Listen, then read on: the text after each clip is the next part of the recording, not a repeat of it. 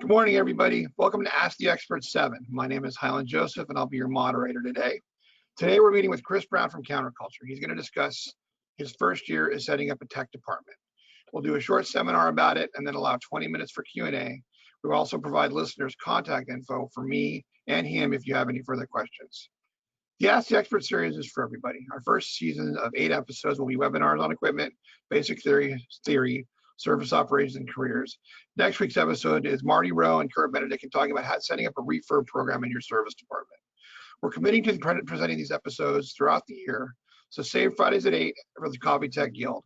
Next week is our last episode for 2020. It'll be Marty Rowe, Kurt Benedict, and myself on refurbing equipments. The new season will start January 15th. With that, I'd like to introduce Chris Brown from Counterculture. Chris, tell us about yourself before you get started.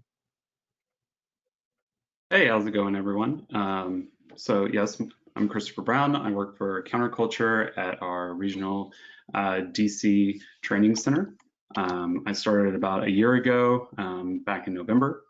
And before that, I was actually working for the San Antonio Coffee Roasters as the sales and training director. So today I'm going to be talking a little bit about my first year as a technician. And just going to make sure that the presentation has gone over. Looks like we're good. So, first year as a coffee tech. I did not come from a tech background. I was working in coffee, thought it'd be interesting, started working on a couple machines back at our own shop, and kind of just went for it. So, let's see.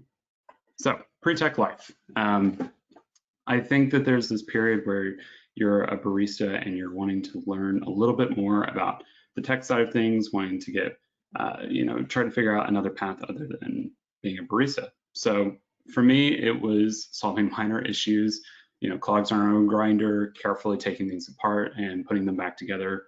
When we did have techs come in to do work on equipment, there was a lot of, listening, watching, asking questions without trying to get in the way. And then, really taking some time to look at manuals, read through parts diagrams, and really whatever, resources manufacturers had, just paying attention to that. So when I first kind of got started over here, not having that tech background, I took some time, went through Fluke courses, actually did the electrical engineering course on Khan Academy to get more familiar with electrical systems. There are a couple manufacturer resources like Bunn's Online Learning Center. A couple companies have training camps like LM, and then of course there's all the blog posts and resources that the Coffee Tech Guild provides, as well as SCA. Coming into my region, the first thing that I started with was kind of mapping out the space, my service region, and really looking at the machines that I was going to be working on and really planning a route. So I didn't want to start myself off by driving from one place to the other. I work in the DMV area, so you're going through a few different cities, and really trying to understand where my machines were located, get a count on those machines, and then understanding my service types for the region as well. Whether it's going to be just preventative maintenance, annual visits, maybe it's something where it's just service calls only, kind of get an idea for where you're going, how often, and what you're going there for. Setting up an inventory was really like my first full job as a tech. It's probably spent a week getting my parts organized, getting familiar with what I had, and getting them organized in a way that made sense for me. I think as a new tech, just coming in and like going through everything that you have, even if there was already an inventory going, kind of setting your pars, and this is actually where that mapping comes in to really help set those pars. So, knowing what you're going to be servicing, getting familiar with, what do I need for preventative maintenance? What do I need to fix that's going to be, common? Maybe it's like a solenoid. What parts do I not need to carry? I don't want to sit around with 3 or 4 pairs of burrs that aren't going to be purchased for a year or two. So, setting up that map, and setting up a list of all the machines that you're servicing really gets understanding of the demands of the service area. And part of this too is also, talking with the team, talking with past techs, and really starting to understand, what the history of the area is, what the history of your accounts are looking like. So next part of this is going to be taking notes. I think detailing the history of accounts is critical. I know that there was a little bit of a lack of notes on accounts, on equipment when I first came in. And so I kind of took this first quarter of, my start as a tech to really focus on, hey, what did I do? What would a future tech need to know? And really challenging myself to describe everything that I was doing in an attempt to better understand my own work. My first couple of months, I was slow. I wasn't very great at what I was doing because, you're getting adjusted to the area, you're getting adjusted to the job. And so taking my time and notes to write out, hey, what did I do? Could someone understand what I did? Actually made me, I don't know, probably better as a tech, a better understanding of what I do and what I was doing helped me plan for the next time that I was going to go out. And then, hopefully one day those notes will be useful for future techs, especially with compounding issues, looking into the past, being like, okay, why did this break? Why did this occur? And being able to look back at your past history of work and trying to correlate two different issues and seeing how maybe that contributed to a future issue.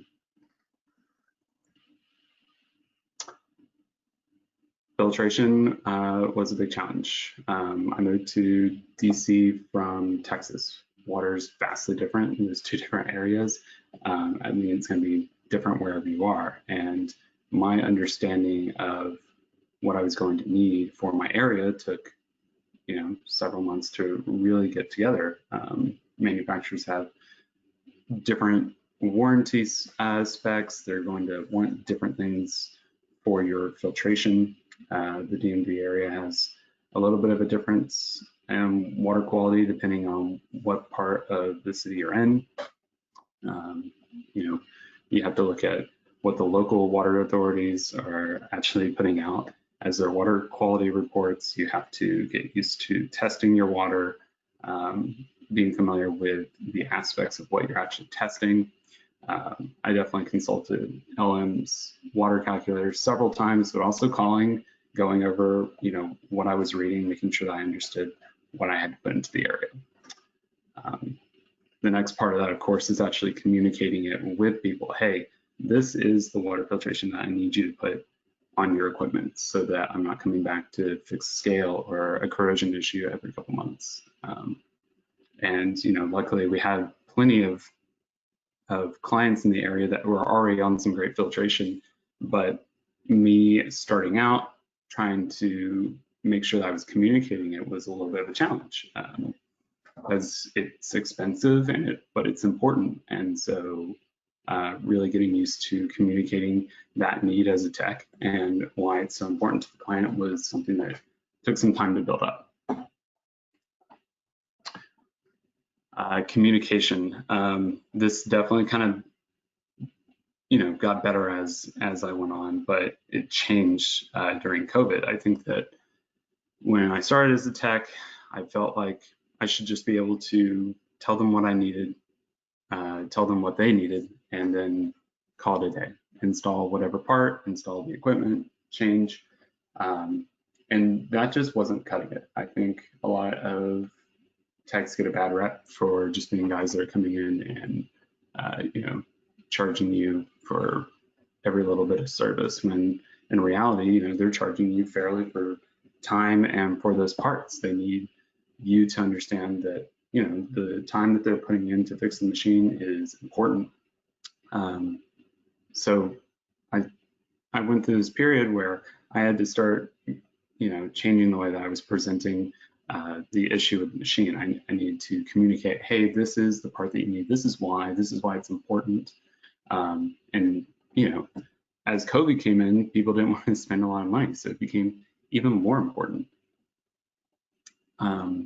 On top of this, you know, you have to build like a relationship. I think that as you get a better rapport with the customer, you'll be better able to communicate why these parts are necessary and why the client should actually spend money on it.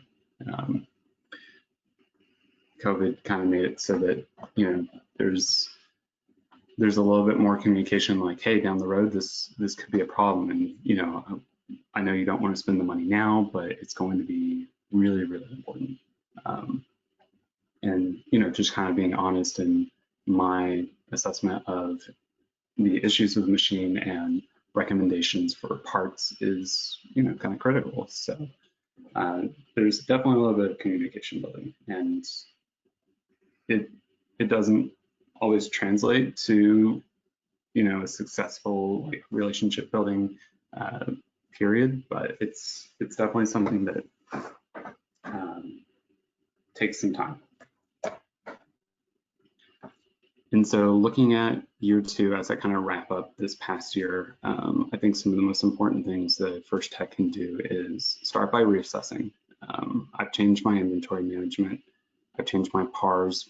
You know, I've taken on new equipment. Some equipment hasn't been as big of an issue, and it took a while to get used to what was going to be necessary as a tech in terms of parts orders and service. So I've changed up how I'm ordering, what I'm ordering, and how often I'm going out to certain clients. Efficiency is something that has gotten better over time. As I've gotten better at diagnosing and fixing issues, I've become more efficient in getting work done and communicating what was going on, cutting down on my time out in the field, and, you know, spending less time trying to figure out what I was doing has given me more time to, you know, focus on other issues in the area. Continued education has been a big thing for me. I'm a first year tech. I don't know a lot. And so really focusing the extra time that I have on paying attention to new resources that are coming out, spending time learning about new systems, new equipment, and furthering my own understanding of what I'm doing has taken up a lot of time, and it will continue to take up a lot of time.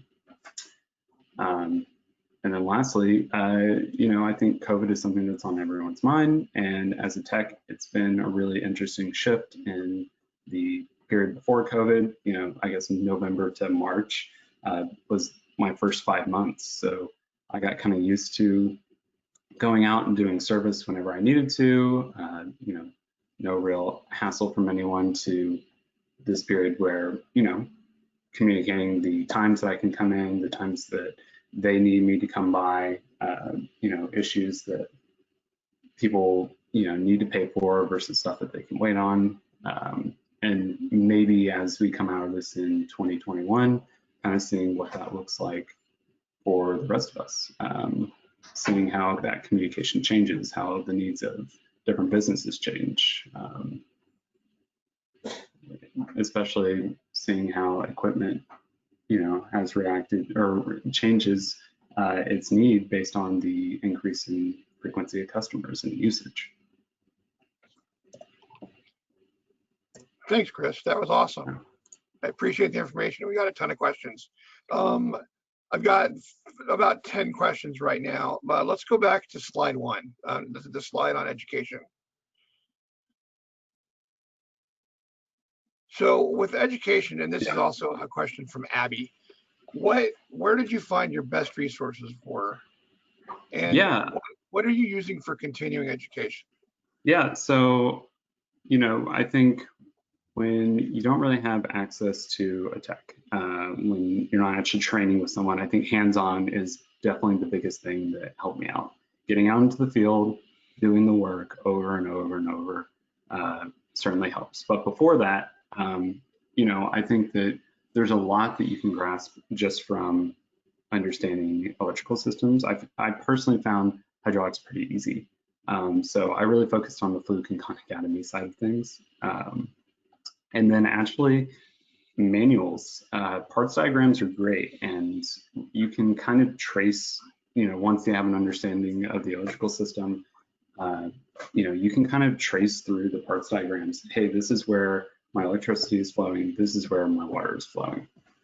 So, without access to a tech that can, explain things to you and go through how that work is being done, I think you kind of have to get comfortable reading and, putting things together on your own. So definitely those two.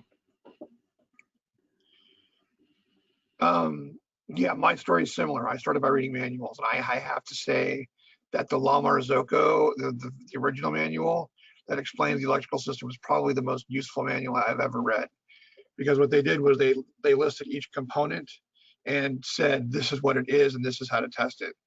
But with electricity, what did you find out? What modules did you do on Khan Academy what modules did you do to learn about basic electrical theory?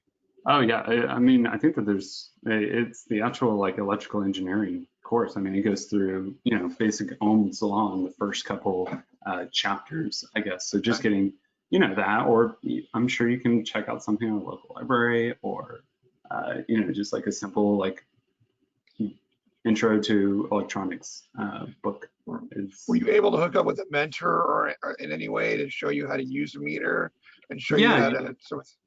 Yeah, I mean, so the roaster that I worked for before had a little, he worked on cars. So, he was a little bit more tech savvy than I was. So, we kind of went through some multimeter help. There are plenty of videos online. Multimeters with Fluke is great. There's some of it's actually practicing. A lot of it is hopefully just finding someone that can work with you. And there was, some training with counterculture when I came on board as well. So, for first-time techs, hopefully, I imagine you're probably working for someone that's actually going to be able to do some more hands-on training with you as well. Right. Socrates puts up an interesting question, not entirely related to this, but he asks if there's any use of social media in posting the work that you're doing as a tech. No, I'm not a social media person. I've definitely thought about kind of going through the journey, and I wish I'd started earlier on. Browsing through my own photos streams, I took photos of, every machine that I was working on, parts, just for like reference for myself, and maybe that's something that could go back into it. I'm sure that there are some people that post things that they're working on, but nothing really specific, not like a social media that's dedicated to teaching this kind of stuff.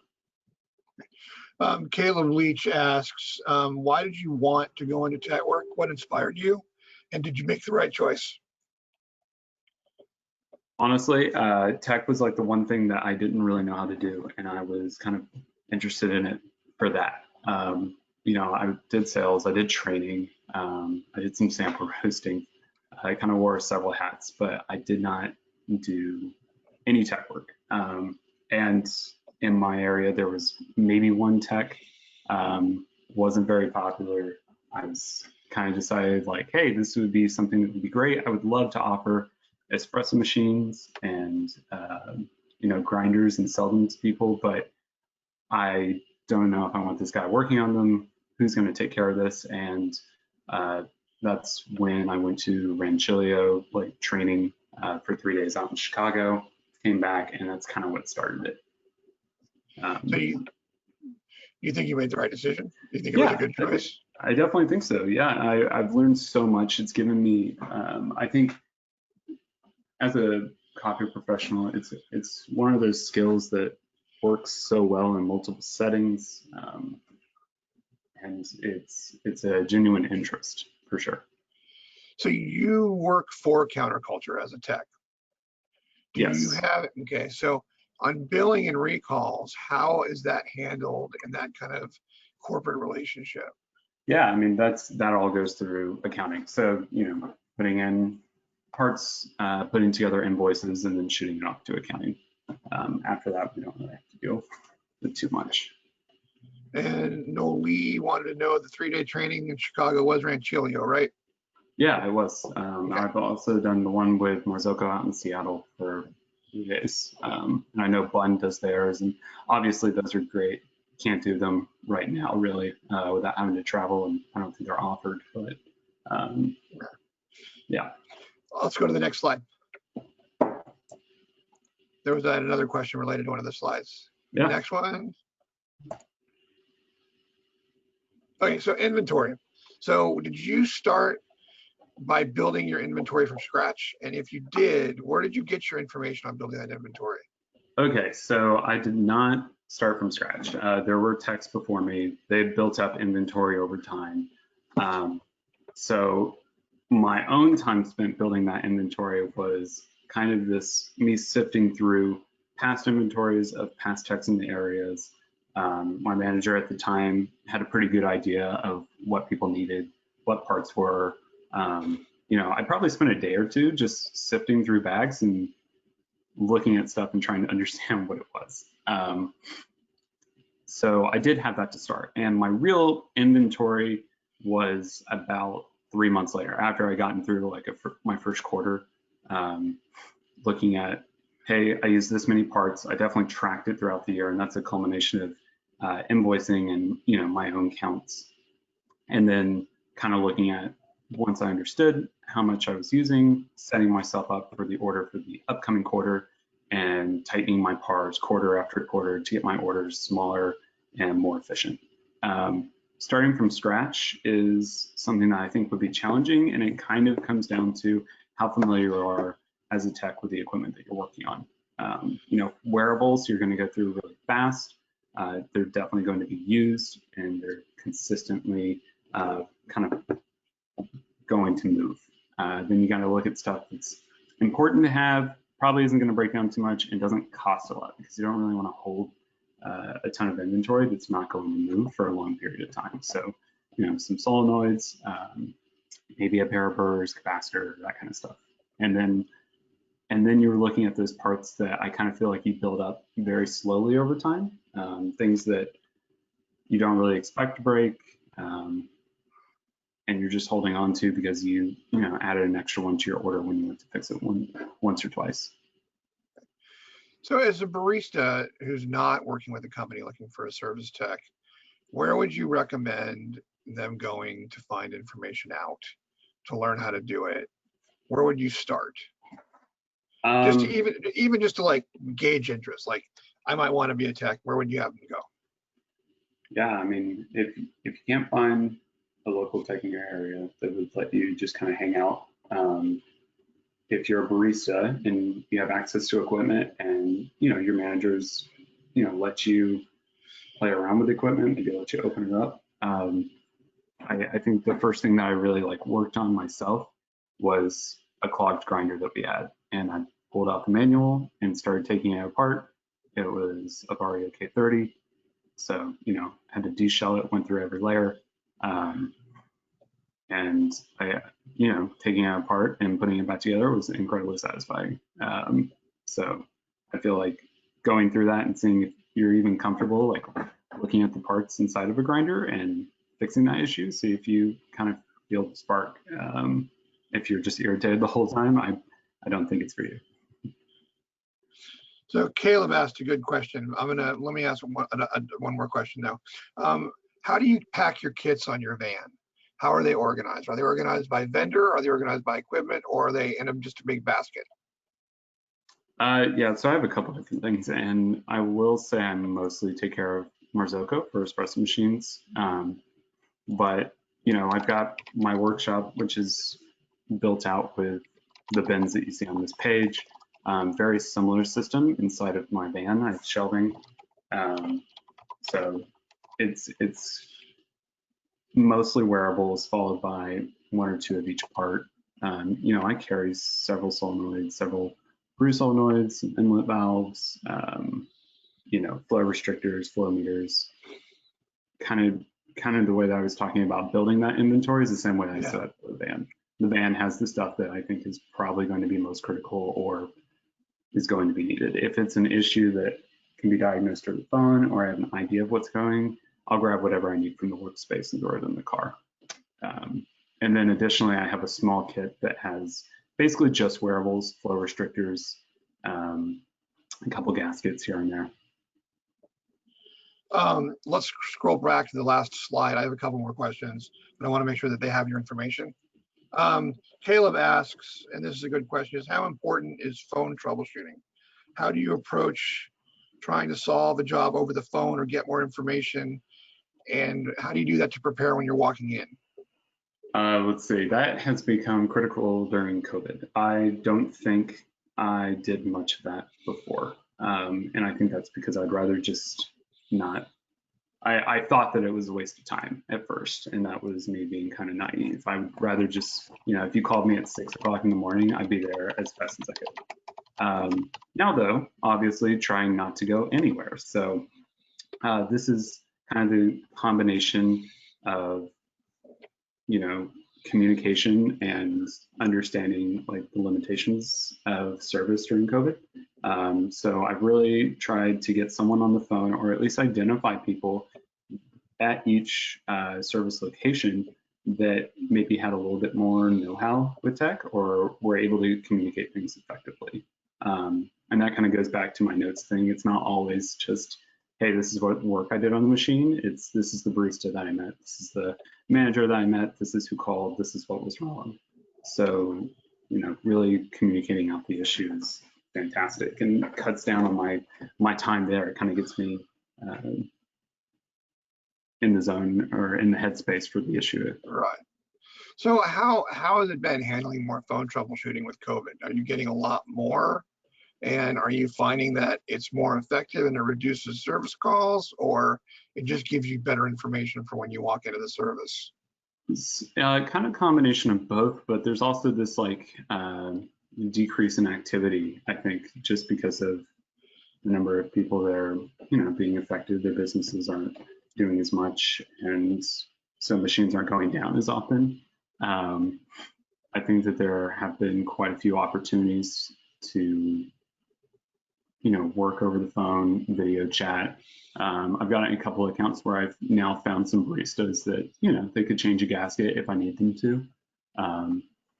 So I've been able to cut down probably on like 10%, maybe a little bit more, of my account visits just from being able to talk over the phone. Okay. Angel asks, he asked where you can find a Jugger espresso machine, which Angel, Craigslist. But is it worth actually getting a Jugger espresso machine and taking it apart and rebuilding it? My answer is yes, because that's how I learned. But what do you think? Yeah, I mean, if you have the money for it, then for sure. I think like a brewer is an easier place to start. But yeah, I mean, you can find stuff on Craigslist all the time, even on, like Go or OfferUp. I have found stuff. I've purchased a few. I've purchased a grinder. I purchased an old Aurelia just to kind of like tinker around with. And it's a good place because, looking at parts diagrams is great, but actually being able to like hold a pipe in your hand definitely helps. That was good. Thank you. Good question. Levi asks, and actually I'll read his question exactly. Make me feel better about my early technical mistakes. What was your biggest whoops moment from your first year? Yeah, that's pretty easy. I was working on a Marco, had an issue where my water lines were disconnected from the faucet head. I was replacing the lines because essentially a barista had moved my under cabinet module and shortened the lines. I forgot to attach one completely. It turns the faucet on and the water shot up underneath the counter while I was under there and kind of created like a super hot shower. So burned like my complete right arm. Yeah, I did that 3 times. So Yeah. when I first started my first year, I walked into 3 different machines. All were overfilling. The side glass was actually full and not empty. And all 3 times I turned the machine on and it sprayed me right in the face, Yeah. right Yeah. to the pressure, right to the PRV.